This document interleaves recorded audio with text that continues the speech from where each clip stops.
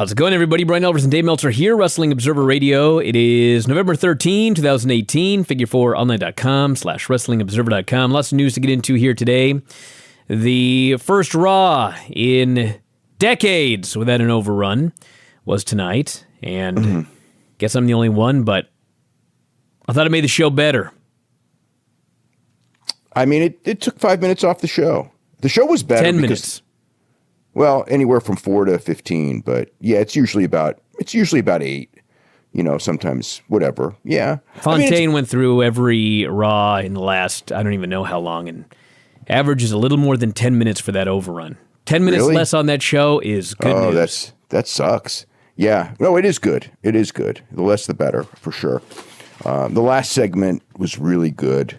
With the Becky Lynch and the women's angle. You know, it was all the women from both brands. It was a super angle. And aside from that and the Paul Heyman interview, I thought it was same old Raw. You know, it was, I don't know, just guys. I don't know. I mean, you can see that they're really trying to really build up Drew McIntyre, like big. And it looks like, I get the feeling from watching that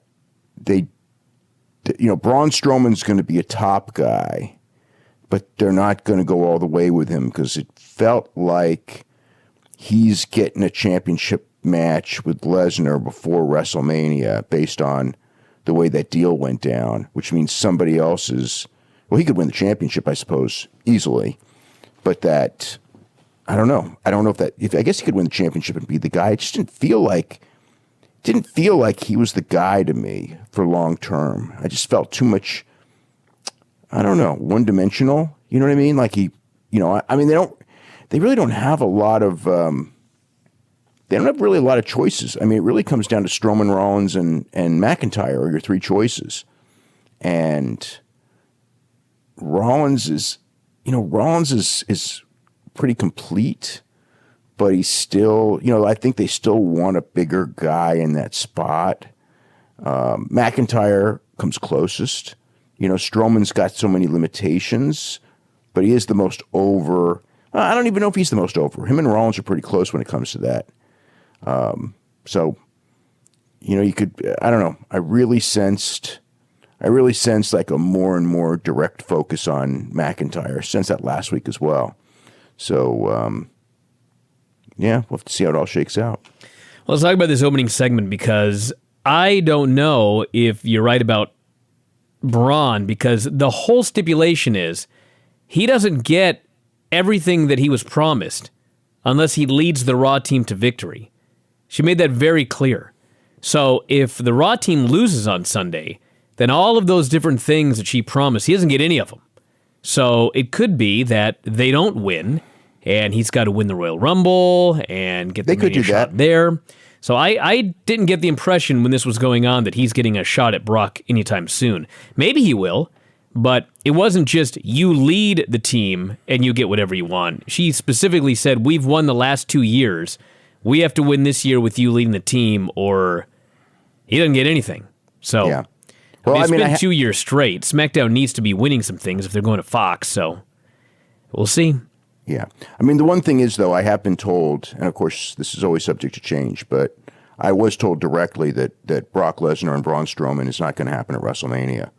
So that could mean, like, Strowman wins the championship before WrestleMania. It could mean a lot of different things. But that's, that leads me to believe, since they directly brought up Braun Strowman challenging, it seemed like something that they're not doing for 6 months down the line. It seems like something they're doing for the next big one. And right now, Lesnar's not booked in San Jose, which would be the December pay-per-view. So the one after that is the January pay-per-view, which is the Royal Rumble. So that's what it feels like to me. And from there, who knows? So it opened up with a battle royal where the winners would be team captains for the Survivor Series 5-on-5 tag team match, and Strowman interrupts. He just kills everybody. It's straight out of WCW. At least in WCW, they beat up small men. He beats up a bunch of heavyweights in a division that, like a month ago, was hot. Just ruins everyone. But there was nobody in that match that they're doing anything with. Well, no, but I mean, we have a 10-man tag team deal on Sunday. And one man just destroyed every tag team on Raw. I know, but they are not doing anything with any of those guys. I mean, they've made that very clear. They made it clear with the booking of. They didn't. It wasn't Authors of Pain, which is the only team that they're really pushing. I mean, they buried the Revival time after time. Heath Slater and Rhino are barely even get television time. The Ascension have been treated as jokes for years. I mean, you got the Lucha House Party, who are small guys, and what's the other team? The other team, Gable and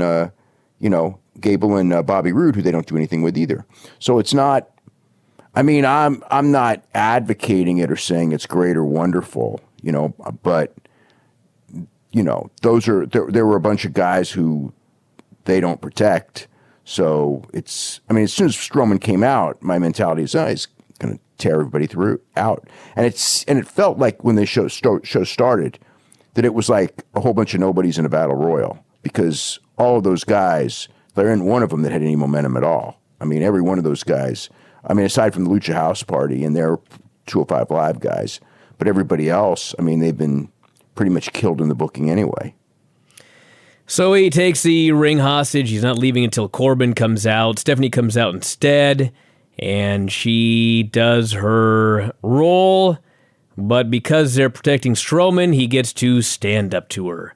And she basically says Shane insulted the entire locker room by stealing the World Cup. Are you going to let him disrespect you? And Braun says, I don't give a damn about Shane or about representing you at Survivor Series. She chews him out. You better give a damn. He says, I know that corporate looks at me like a, quote, mindless meat castle, but I know when someone is trying to manipulate me. He wants Corbin right now. She says, here's the compromise. Raw beat SmackDown the last 2 years at Survivor Series.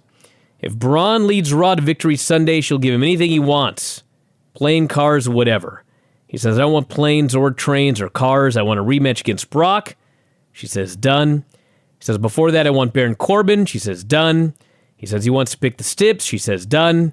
He says, Corbin has to sign a waiver, so I'm not responsible for the damages. She says, I'll get it done. But Well, he is wrestling Corbin at the TLC pay-per-view, so he's going to, so it might be like, it'll be one of those, whether it's TLC or just a chairs match or just a tables match or whatever. At least that's how, so he is getting that. So I don't know if that means that they're winning, but he is scheduled in that match already.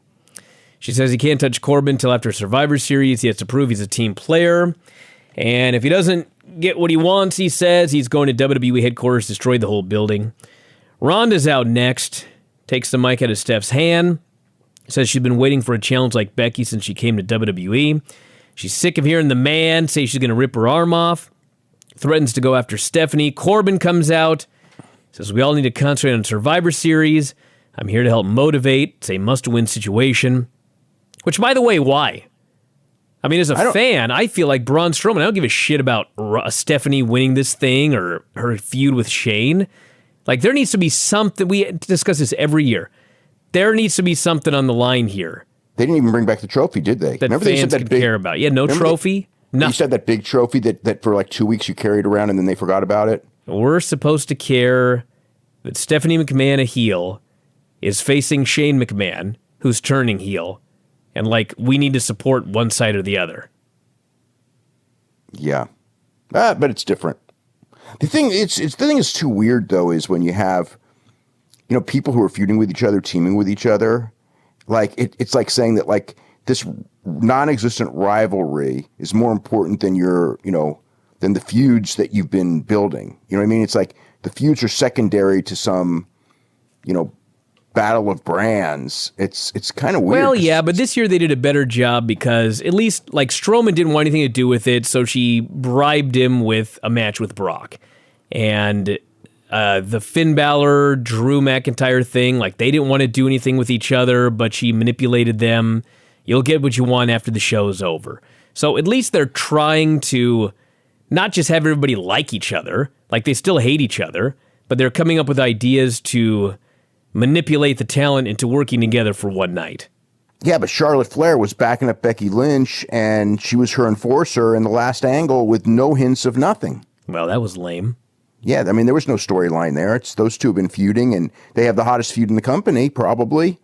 And then all of a sudden, you know, when all the SmackDown women come out, Charlotte's the one who's taken out, you know, she's the one that's in charge of Nia Jax, who's like the big physical threat and she's also, you know, so it's like, you know, I don't know. You still had that, and there was no explanation there at all, other than the loyalty to brands is more important than your feuds within the brands, which, what does that tell you about the other 51 weeks a year? So we had Tamina versus Ember Moon. Nia distracted Ember for the heat, went through a commercial break, came back with holds. Ember tried to dive, hit Nia. Nia literally just stood there. Ember what was the point of that dive? I have no idea. Just to show that Nia is a mountain. But I mean, like, when I saw that, it was just like, okay, what did that accomplish other than, you know, like risk an injury or whatever? It's like, I don't know. She should have gone down. I mean, she should have gone down. If it was going to be something where she doesn't go down, there's other ways to do it. You know, like, you could just do a sliding kick or something that's safer. So Ember hit a handspring in the corner, went for the Eclipse. Nia cut her off. I have no idea how the ref didn't see this. And then Tamina went up top, hit the big splash for the pin. It was pretty bad.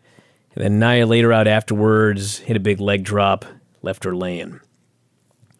Seth Rollins in the ring with Corey. Corey asked him about Nakamura. Seth says, I don't give a damn. I'll care on Sunday, but now I just want to hear from Dean. Dean shows up in the parking lot, sitting on a car. There's a burning barrel next to him. And he cut actually a hell of a promo. He buried the fans. Said Seth didn't have all the answers this time. Maybe Seth shouldn't have talked down to him or treated him like a charity case. Says, I've been the same guy the whole time. I was too selfish to see everything else that was going on around me. I used to think the Shield was stronger together, but the Shield made me weak. You made me weak. Roman made me weak. Takes off his flak jacket or holds it up, throws it in the burning barrel. Seth starts heading backstage. And literally, actually, we never found out what happened. He went backstage, storming after the guy. We never saw him again. And they go to Renee, and she says, it's very uncomfortable. I can't get anything out of Dean. So I guess we'll have that every week for a while. I guess so. Recap of the Kurt Angle deal, and then Drew and Dolph came out. Drew cut this big promo. There were way too many recaps on this show. And there's, you know, there was so little wrestling on the show also. I mean, it's just... and the stuff that was there wasn't very good. Well, the Finn Balor-Dolph Ziggler match was all right, but the rest of the matches weren't good, yeah. So Drew cuts his big promo. He's proud of destroying Kurt Angle. Took him from a national hero to an embarrassment. Had him on his hands and knees. Kurt was crying. He was more than happy to beat him with his own finish. Says, I've been through the highest of highs, the lowest of lows. Raw is my show. No more nostalgiacs on this show. Finn Balor comes out. Says Drew crossed the line last week. Says he didn't have to humiliate Kurt. Stephanie was on the show. Yeah. So anyway, Finn challenged him to a match, and it's on. Actually, it's not on. It's on. It's probably on for next week or the week after. Drew says, you got to face Dolph. If you can beat Dolph, then maybe I'll wrestle you. And he gives him a headbutt, lays him out. Finn's like dead, KO'd. Ref starts the match anyway, so... Well, they gave him 2 minutes to recover, but it was kind of ridiculous. Finn sells for a long time. They go to commercial. They come back. We had like 4 straight minutes of chin locks. Finally, they start doing all the near falls that picked up. Finn made his big comeback. Ziggler hit his moves. Finn sent Dolph outside. Big flip dive onto both guys. Went for the coup de grace and missed.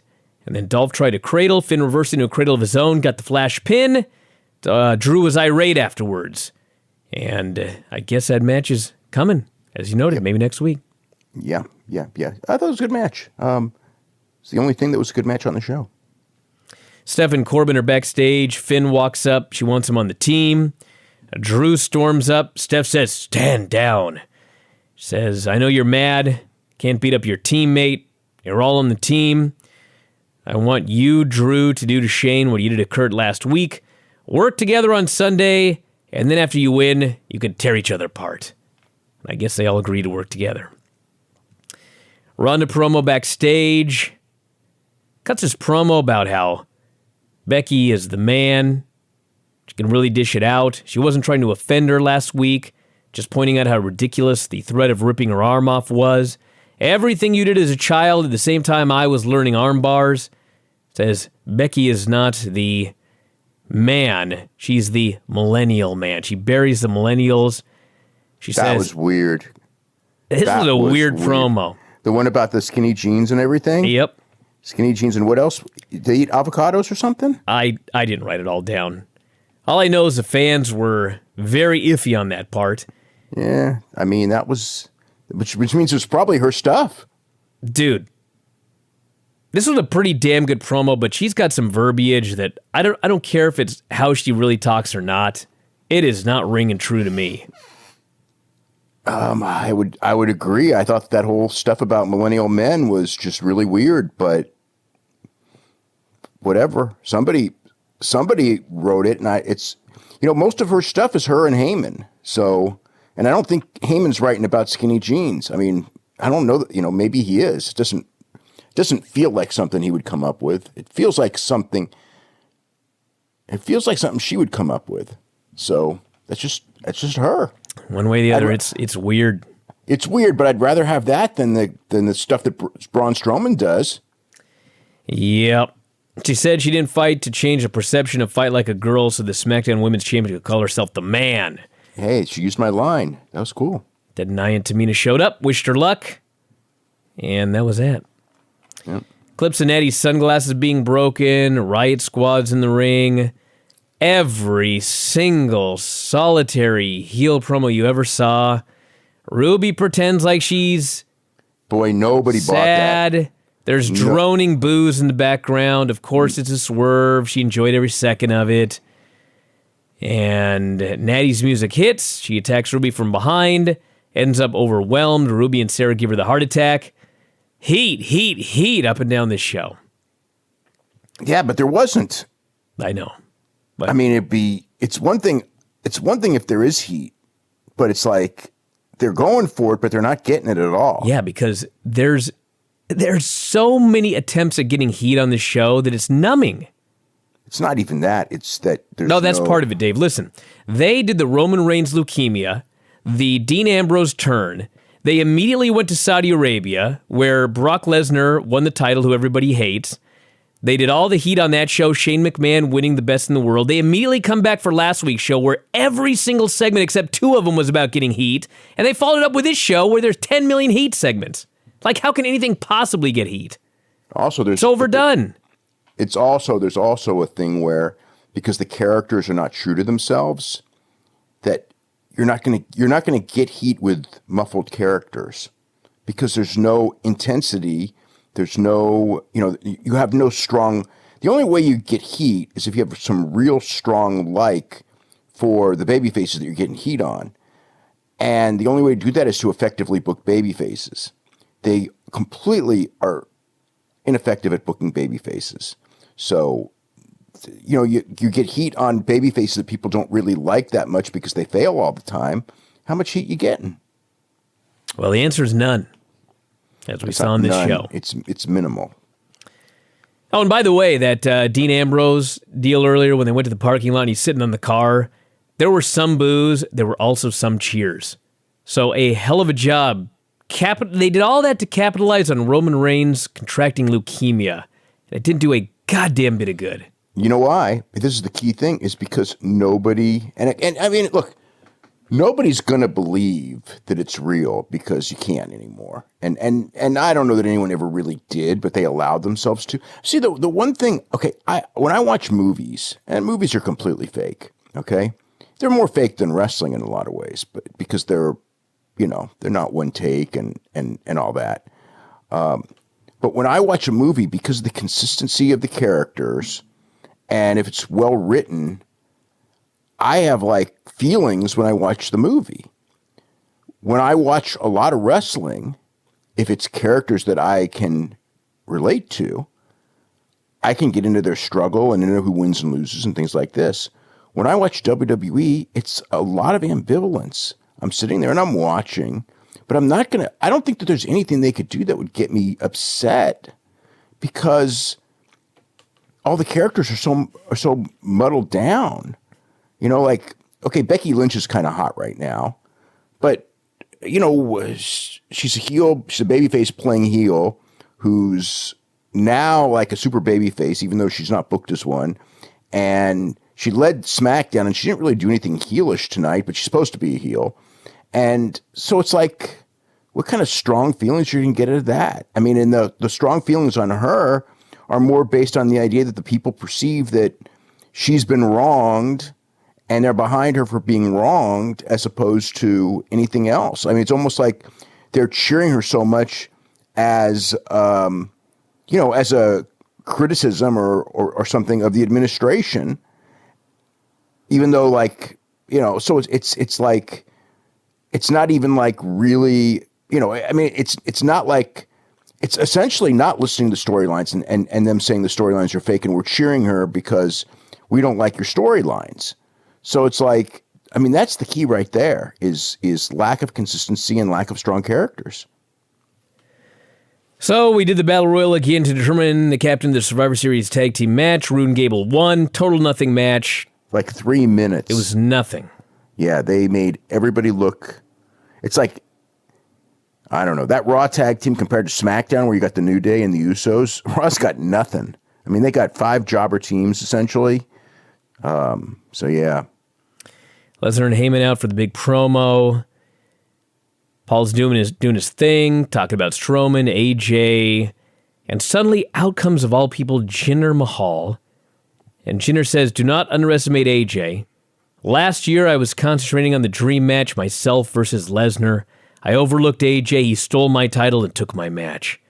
I am here to be Brock's friend, offer his services, help him focus on AJ.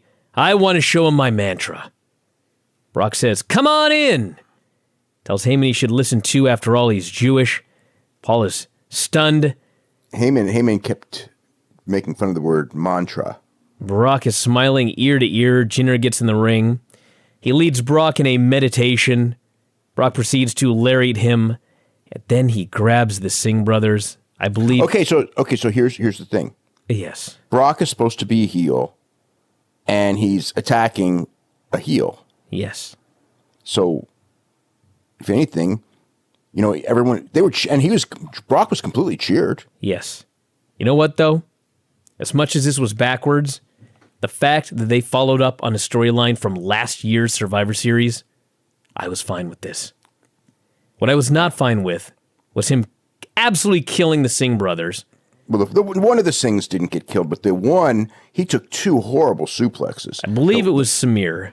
Samir was Samir. Samir took that first German, and I was like, oh, that was just brutal. Dude. And the second one was almost as bad. William Regal tweeted today, x-rays of his neck, telling everyone to knock this crazy shit off. Yeah, the same night, Samir is thrown, and this landing, I have no idea how he didn't break his neck.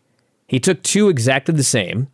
The other Singh brother, Sunil, he didn't land on his head, but he took it differently, landed on his ass, and his head snaps back and hits the ring. Every single one of these was brutal, 2 more brutal than the others. And then Brock goes outside, Jinder takes the F5. Absolute brutality here. Oh. Yeah. So Regal tweeted that out because I think it was he'd seen a clip of Brody King. And did you see the bump that Brody King took? I didn't see the one that led to all this, no. He basically landed on his head on the apron. It was a scary bump, and especially for a guy the size of Brody King. I mean, it was, when I saw that, I was pretty concerned too. That was worse than that was pretty much worse than most any of the New Japan stuff. And a lot of the New Japan stuff concerns me as well. But that was real bad. And I mean, really the Singh bump from the first German, that was about as bad as anything there too. So I don't know. Sometimes when people go like, oh, this place is safe or whatever, it's like, it's not safe. And it's not even safer. I mean, if it's safer, less people would get hurt. And they don't, that's not the case. The stats are right there. I mean, you can whatever. They banned the pile drivers. It's not pile drivers haven't been hurting people lately. Honestly, what's been hurting people is like stepping in the wrong place, things like that. But still, yeah. Well, you get hurt stepping the wrong way because of years and years of doing things. Yes. I mean, you break your neck turning your head because of years and years of landing on your head. It's not like a normal person that is not jumping off the post to the floor regularly, takes a step and tears out their meniscus. I mean, Cody's done a lot of things during his career, and one day he took a step, and that's what happens. Yeah, yeah. The thing is, though, that that neck stuff, yeah, I mean, that's... I don't know. It wasn't a draping DDT that took out Honma. It was, but it's not like he had a healthy neck and he took one drape. I mean, he had years and years of... he had 2 decades of insane matches. Yeah, so you take one draping DDT and it's a straw that broke the camel's back. Well, remember, he was doing diving headbutts from the top rope to the floor. Yes. I mean, that's pretty serious stuff. But that neck stuff, I just hope, I just hope people, protect, just to protect your neck and head, because those are the 2 things that's bad stuff. I mean, that's, knee injuries are knee injuries, and, if you get them, you get them, and everyone's probably going to get them at some point, and everyone's going to have minor back problems or major back problems. But the neck stuff, that stuff can cripple you. That's the reality, and that's the stuff that you got to protect yourself on. And I mean, I don't even know how you protect yourself. When Lesnar threw him, you don't. When Lesnar threw him, I was watching the thing. It was like there's really nothing he could do. That was more just being so light, and Lesnar being so used to lifting people who were so heavy that this guy just got launched at a bad angle. Lashley came out. He's doing his deal with Lio Rush. Elias shows up on the stage, pretending he's calling CPS. Everybody's laughing. And Lashley challenges him to a match. They have the match, and Drifter has so much charisma, and the fans love him. But man, he has got to figure out something in the ring. He's just there. He's there. That's right. He's just there. The thing with this, okay, so this match was for the final spot on the Raw men's singles team. And I just figured, I guess it didn't really matter who won, but Bobby won with Lio Rush. They're both brawling outside, and Elias throws him in the ring, goes to climb in. Lio Rush holds his foot. I mean, the whole gimmick is Lio Rush is 10, but somehow the Drifter still can't get in the ring with his 10-year-old on his leg. Gets counted out, loses, and he's off the Survivor Series team. Yeah, then he got a big comeback at the end, though, where he got to look good and everything like that. And I think that when it comes to that match, if it comes down to, having a good Survivor Series match, I still would, as much as I would still pick Lashley well above Elias.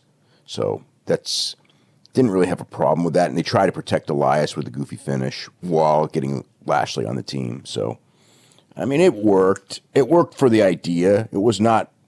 To say it wasn't much of a match is like an understatement. It was nothing as a match. It was only a couple minutes, though. It's not like they went 20 minutes and did that finish. It was a short nothing match, which is better than a long nothing match. Alexa's out to announce the Survivor Series team. Mickey, Nia, and Tamina are in the ring. Natty's on the team, but she got sent home. Alexa says next match is for the final spot. It's Bayley versus Sasha. They're having a match. They go to commercial. They come back. Tamina and Nia attack both girls for the DQ. Alexa laughs, says, well, Bayley didn't win. Sasha didn't win. So the 5th member is Ruby Riott. And that's it. They cut backstage. Becky, so why did they pick Natalya? Didn't she win a match or something? I mean, she's won matches, but I mean... Alexa Bliss picks, isn't it? This is pretty much an all-heel team except Natalya. Yes. Trying to find out. Let's see. I don't know why. I don't remember. Yeah, I mean, If she won a match to get on the team, it must well, not she have didn't been. win. She didn't win a match to get on the team. I'm just wondering, like in storyline, they made no explanation why. Like, of Yeah, all that's the why I'm people- wondering if they did something on TV I forgot about. No, they didn't. No, she just said, Natalia's not here, but she's on the team, and it's like, why would Alexa Bliss, pick Natalia, just because, why wouldn't she pick Alicia Fox, who she did pick when she was injured and as a replacement? Especially if Natty's on the team, why'd she pick Ruby Riott? Because the team's going to fall apart. Exactly. So anyway, they cut backstage. Becky has a disarmer on Rousey. It's broken up. Ronda's fuming. Becky's music hits. She comes out on the stage. There's 7 heel women in the ring. She starts walking down there to take them all on, and all of the SmackDown women hit the ring. They destroy the Raw women. The Raw locker room empties. Somewhere in here, I think Nia threw a back elbow and hit Becky in the face and busted her nose open. She's bleeding all over the place. Face is bleeding. She's got blood all over her hands. Ronda's music hits. She goes down to the ring. She's going after everybody, and then she runs into Peyton Royce, who freezes. She stands there. Ronda says, "Come at me." Peyton just stands there. So Ronda yanks her into a lariat that Peyton barely bumped for. And finally, Becky flies in with a chair after time had stood still, lays her out. Yeah, that was like a weird thing because all of a sudden at that moment it was like Ronda Rousey, so much of her stuff looks so smooth, and this was just like one of those things that it looked like someone like with the level that Ronda Rousey probably should be given her level of experience, but I guess it took Peyton Royce to bring Ronda back to reality, or whatever it is, or to take Ronda away from her unhuman reality and put her into real reality or whatever. So fans are getting behind Becky. They're chanting one more time. Becky whacks her again, poses on the stairs, covered in blood. Everyone's going crazy. It was a good angle. Becky was awesome. And the show goes off the air at 11 p.m. It was great. That was it. That'd be better if it went off the air at 10. It would be, but you know what? I'll take 11. Yeah. I ain't getting 10, so I'll take 11. Yeah. So that leads us to the Survivor Series card. We have got one championship match, which is the Cruiserweight title. It's the only one on the show. I presume it'll be a pre-show match, but who knows? We have got the Raw team. It's Buddy Murphy against Mustafa Ali. Yep. We got Rude and Gable, the Revival, the B Team, Lucha House Party, and the Ascension versus... By the way, in that Battle Royal, they had 3 members of the Lucha House Party. Corey Graves kept saying how stupid it was, and nobody had an explanation as to why you would have 3 men in a tag team in the Battle Royal. You're right. But you know what? That was better than when the show opened and the first thing out of Cole's mouth was, "Look at the Lucha Libres go, Renee." Anyway, that's a pre-show match, by the way. What is? The tag team? Tag team, yeah. Yeah. SmackDown, Usos, New Day, and then 3 more teams announced tomorrow. We got Ronda Rousey, Becky Lynch. We got Seth Rollins, Shinsuke Nakamura, Lesnar versus AJ. We have the Raw team, Ziggler, Drew, Strowman, Balor, and Lashley against Miz, Daniel Bryan, Shane McMahon, Rey Mysterio, Samoa Joe. Got the Raw women, Mickie, Nia, Tamina, Natalya, and Ruby against Carmella, Naomi, Sonya, Asuka, and Charlotte. AOP versus The Bar, and the Buddy Murphy Mustafa Ali match. Yeah, probably be a better show than... It's different. It's not like the same old, same old. It's definitely different. Yeah, I think it should be a good show. AJ and Brock, I mean, again, it's up to Brock. If Brock wants to have a good match, they'll have a great match. If Brock doesn't care, then it'll be what it is. Nakamura and Rollins should be real good. The AOP against The Bar should be good. It should be interesting. I don't know if it'll be great, but it should be interesting. The Raw men versus SmackDown men should be good. The women, I have no idea. I have no idea how that's going to turn out. And tag teams, maybe the SmackDown guys will win in 5 straight falls. Could be. Yeah, because it's a pretty pathetic Raw side. All right, Cody Rhodes, knee update. Yeah, so his MRI today. It's a full meniscus tear. He needs surgery. the good news is that he can get it fixed with arthroscopic surgery. So he got a knee brace. He's going to get the surgery, I believe, in January. But he is going to work final battle against Jay Lethal. He's going to work the Tokyo Dome, which looks like it's going to be against Juice Robinson. And then probably undergo surgery at that point. So he's got another appointment on Friday. And unless he gets bad news, I mean, the belief is that, the MCL and the ACL and everything else, LCL, that they're all fine. If by some bad news that's not the case, then the whole diagnosis changes. But they're pretty confident that that's what the deal is right now. So he's going to at least do those matches. And as far as arthroscopic surgery, could be back pretty quick from it. And it's a lot better than the reconstructive surgery, because that would be 6-7 months, and this would not be a good time for him to be off for that long, I suppose. Although I don't even know where he's going to be, other than I know he wants to do a lot of New Japan this year. Omega in Phoenix, you apparently saw it. Oh, it was awesome. Yeah. I don't know. I mean, people who were there live, said that it was, probably was, one of the greatest matches ever. I mean, there was some really cool stuff in the match, and it was a great match. I didn't think that, I thought that there were many matches in the G1 that were as good or better than this. But then again, the G1 was so ridiculously good this year. But, it's a great Kenny Omega match. It's probably, as far as inside the U.S., I doubt there are more than, a couple matches in its league this year. It really was pretty incredible. And, it was a big crowd for Poughkeepsie. They sold out. The merchandise line was ridiculous from what I understand. People were telling me it's the longest merchandise line they've ever seen for anybody. There's no way the merchandise line was as long as the merchandise line in Chicago. There's no way. I will not believe that, because I saw that merchandise line and I couldn't believe it. But then again, I'm not there, and people are telling me it's the longest merchandise line they've seen, and there are people who've seen more merchandise lines than me that have said it. So there you go. That's from Omega. And, but yeah, he was definitely, out there with the mentality that he considered this a major match for him. I really think that, in these situations, especially since he's winning anyway, that New Japan should have him defend the IWGP title, because it was like IWGP champion against AAA champion, and there were a lot of political forces.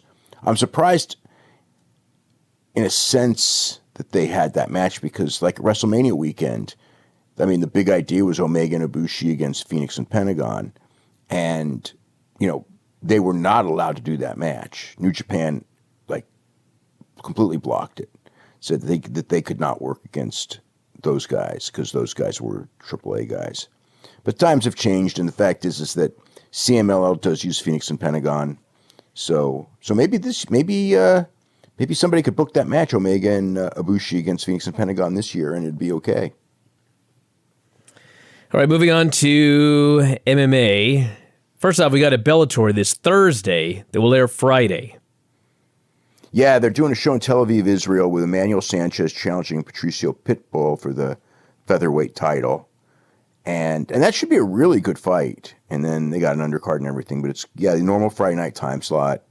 And so we'll see. The first Tel Aviv show I thought was pretty good.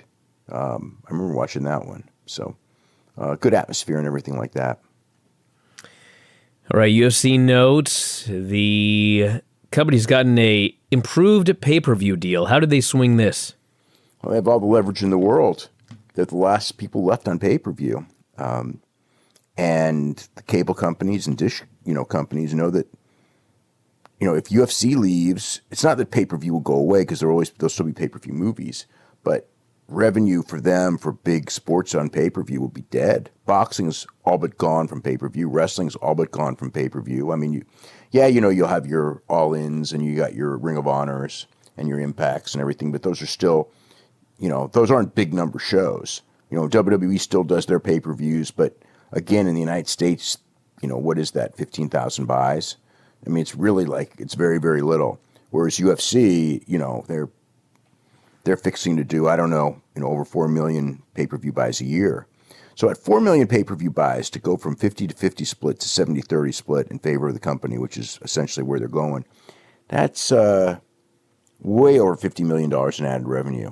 And that's all profit, because it's not like you're spending more for that 50 million. I mean, you're going to be spending it either way, your production costs and all that, even without that extra 50 million. So it should, in theory, be all profit, which UFC is ridiculously profitable anyway, and it's just how the deal is. All right, the 25 most important people in UFC history. Do you have the list? No. Oh, okay. I thought you had the list. I do not. It's ESPN did the list. I remember off the top of my head that Dana and Lorenzo Fertitta were tied at number one. And the list I thought that they made was pretty fair because, to me, it's like they had like John McCarthy and they had Jeff Blatnick and they had Joe Silva. And those are the names that... All right, I got it here. Okay. Here we go. 25 most important people. Dana White, UFC president. Yeah. Tied for number one with Lorenzo Fertitta. Yeah, I would agree that they would be they would easily be number one and 1A, without a doubt. Number 3, Royce Gracie. No way, that's way too high. Way too high. Number 4, Art Davie. Well, he did invent it. So, if you're talking about the whole 25-year history, no. But he did invent it, so there's the argument that without him, there would be no UFC. And that's really the case. Without him, there really would be no UFC. So I can't really argue that spot. I think Royce Gracie would take the number 3 spot if you're talking about importance to Brazilian Jiu-Jitsu in this country, but not to the history of UFC. Yeah, no, as far as that goes. But, and early UFC, if you're talking about the first 5 years of UFC, he could be number 1, 2, or 3. But, really, you'd still have to put Art Davie and Rorion Gracie above Royce, because they're the ones who, set up and put everything. And even Campbell McLaren would have to be above Royce. But Royce would be very, very high for the first 5 years. But now, when you go through the whole history, Royce was a big, big deal. And I would put him in my top 25 for sure. But no way number 3. Conor, number 5.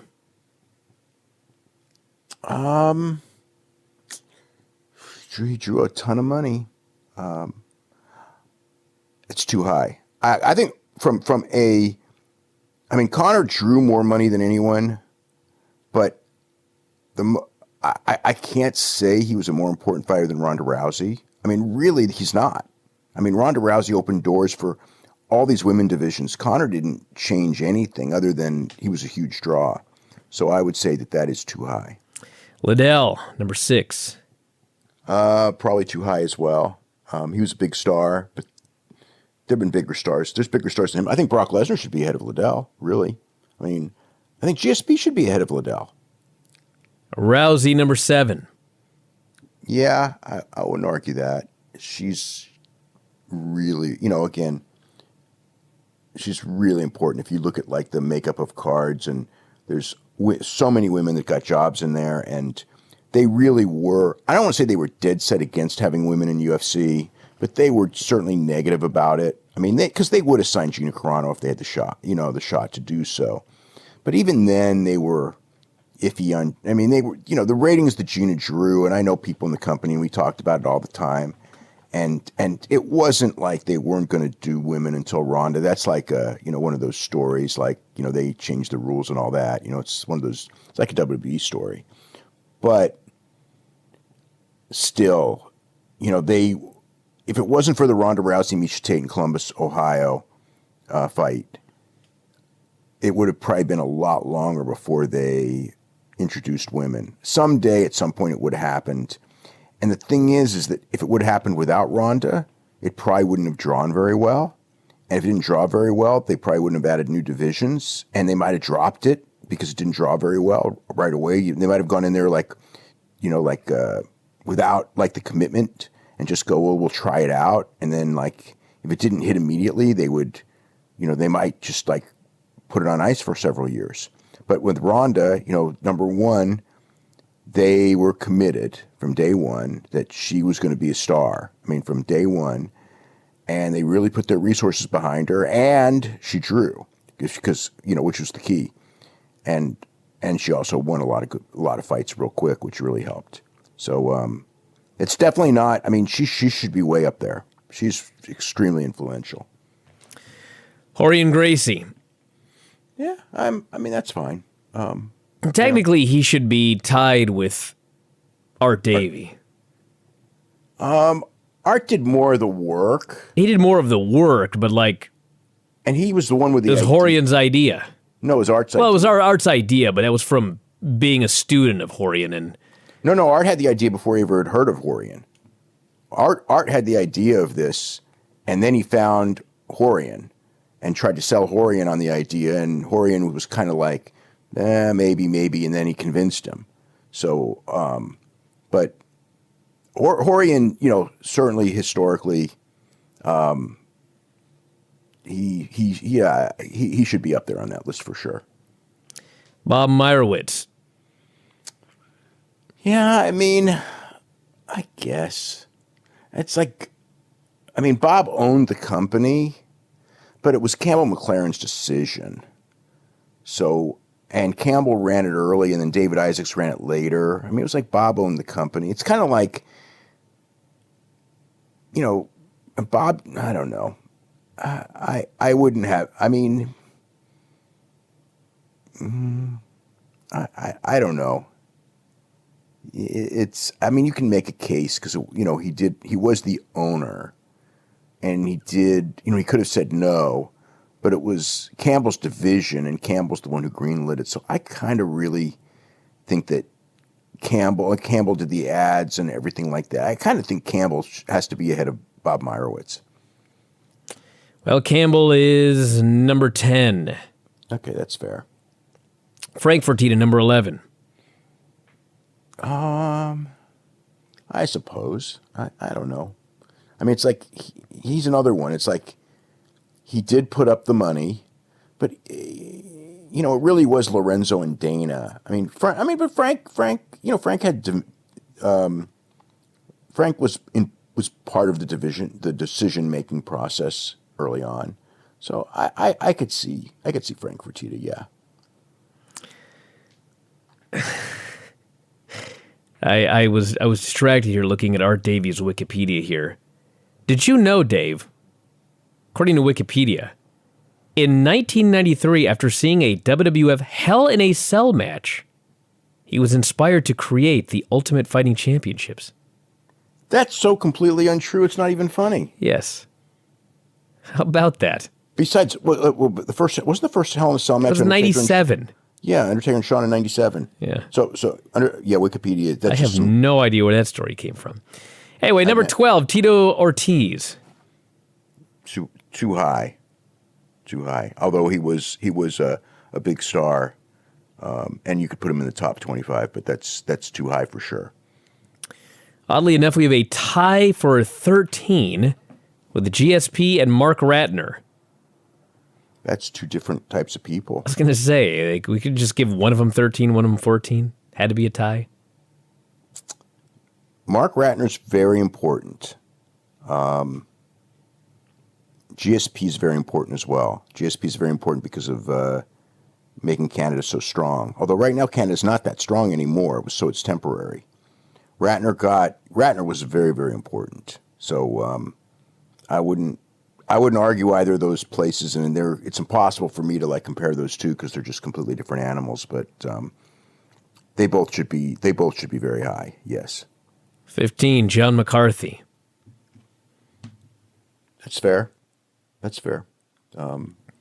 I'm glad. Like when I saw the list and John McCarthy on it, I was very happy because I was going to go like, if they didn't have John McCarthy and Joe Silva on the list, I would just go like, you don't know what you're talking about. But they had them both, so they know what they're talking about.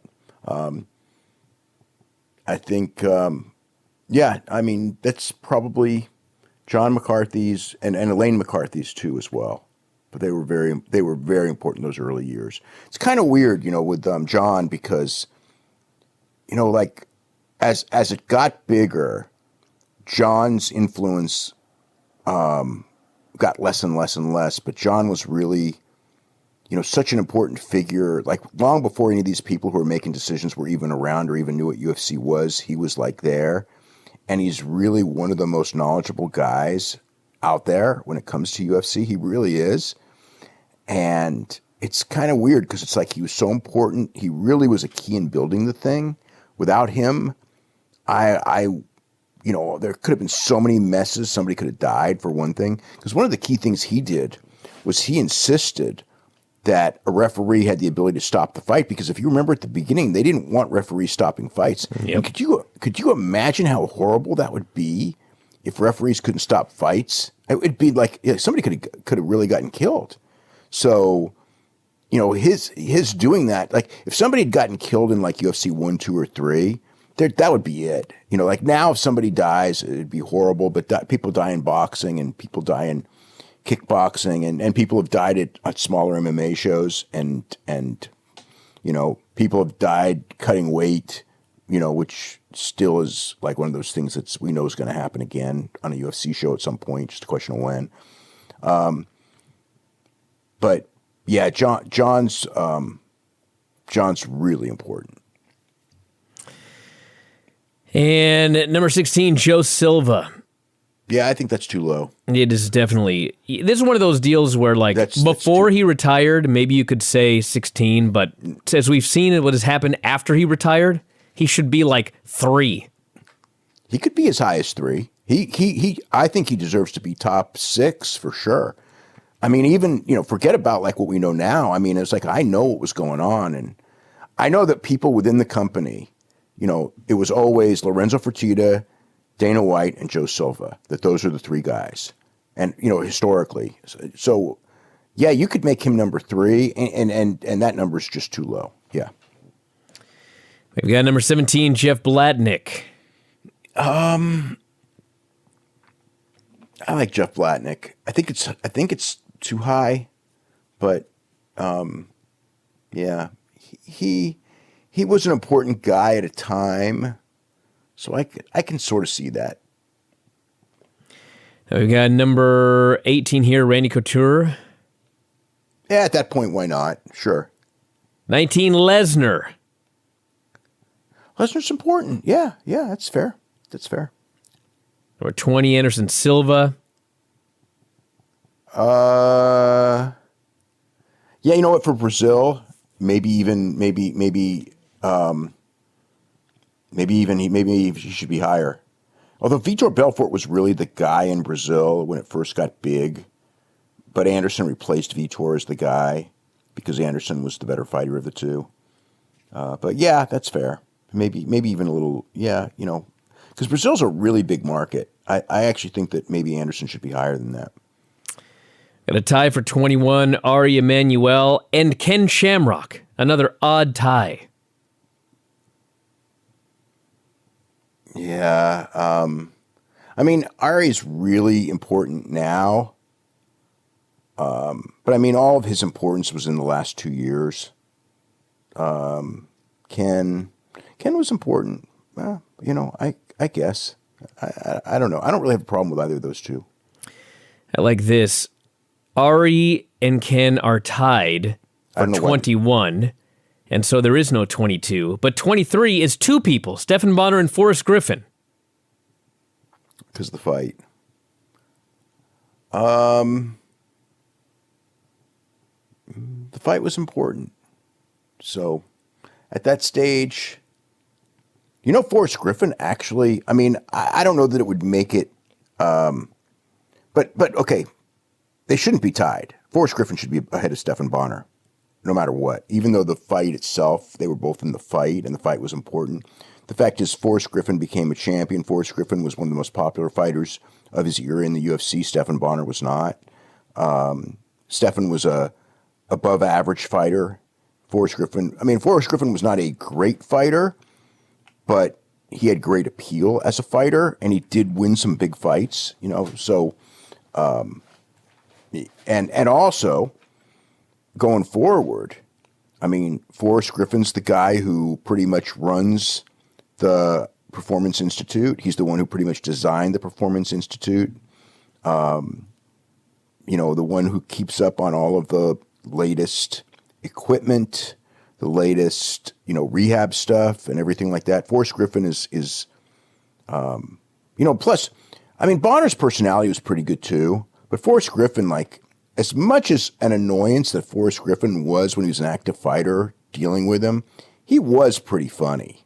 Like, if you got him on a good day, he could be, on a bad day, he was miserable, but which is funny because I get along with him really good now. But God, when he was a fighter, I just like dread interviewing him. But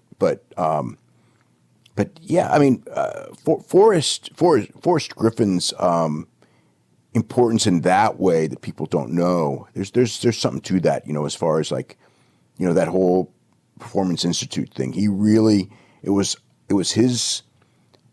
I don't know if it was his complete idea. I think it was. But he's certainly the guy who shaped it and runs it, and that's like his real job, and that's why he's still with the company, and Matt Hughes and Chuck Liddell are not. And final two, Joe Rogan at 24, Matt Hughes at 25. Joe Rogan, yes. Matt Hughes, is he more important than like BJ Penn? What other fighters are we missing that were, let me think. As far as the biggest fighters, let me see. They got most of the key big ones. I guess BJ, Rampage, but I would put Matt Hughes above Rampage for sure. John Jones. John Jones drew more money than Matt Hughes ever did. He was a better fighter than Matt Hughes ever was. I hate to credit John Jones. You know what? John Jones should be ahead of Matt Hughes, even though Matt Hughes was a pioneer and all that. But he wasn't like he wasn't like the difference maker that like Chuck Liddell was. He was there, and I know that BJ Penn beat him and became a star, and George St. Pierre beat him and he became a star. So he was kind of like that building block guy, and he had that strong personality. But John Jones, John Jones is still like, no matter what, and there's so much negative to John Jones, but he's still the best fighter in company history, and that probably deserves you a spot in the top 25. All right, let's do a couple of the questions here. Mailbag at WrestlingObserver.com. Has Becky taken Charlotte's spot because she's so over, or was this always the plan, and is it leading to a 4 horsewomen feud? I don't know. The horsewoman versus horsewoman thing idea has always been there, and it's just not the right time for it. I don't know if there'll ever be the right time for it, but it was certainly the plan. As far as was the plan when they turned Becky to be this and have her face Ronda Rousey and all that, no. She got over, and they went with it. So good for them. Spartan says, after the amazing job he did in 2001, why do you think Paul Heyman was never made an announcer on either show again? They just had, they may not have thought he did such an amazing job. Because at the time, everybody thought that it was kind of like everybody wanted Lawler back. And he could be, but I think he's better. I think he's better at doing this than well, I don't want to say that because God, the announcers are so bad. So he probably would be pretty powerful or pretty, Graves is there and Graves is good, and so I guess that would be the role Heyman would have, would be the Graves role. So, I don't know. I don't know. I never clamored for Paul Heyman to be back in that spot ever. So I think he's better off. I think he's better off as a manager. He's great. So, and you know, when he was doing booking, he has a mind, and he has a knack when it comes to like connecting. You know, when it comes to scripting these promos, I mean, his own promos are very good. Look at Ronda Rousey's like one of the best promos in the whole company, and that's because he's so hands-on with her work. I believe that if Ronda Rousey was working with those writers, that she would be, maybe I'm wrong, but I think that she would be terrible doing all this fake verbiage, just like everybody else is. So that was aside from the fact that I think that the success of Ronda Rousey as a promo pretty much is like another, whatever it is, another indictment of the fake verbiage stuff, because it's like, it hasn't been this horrible thing that she's helping do her own promos and all that. That hasn't been a bad thing. It's probably been like a really good thing. As far as it says, why is it when the NXT main eventers and champions go to the main roster, they're used so horribly or barely at all? What's the point? Doesn't it diminish NXT as a brand? I don't know. That's a loaded question. I mean, there's only so many spots on top, but yeah, I mean, there's guys from NXT that there's guys who, and women, maybe even more women, but there's both that, I mean, look, them dropping the ball on the main roster on potentially top people, it's part of the WWE right now.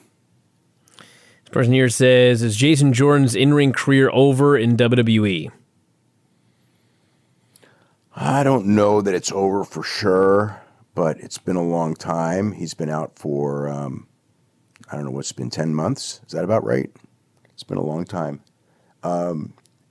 Obviously, it's not a good sign that he's been out for this long. And this person says, can Impact survive losing its TV deal with Pop?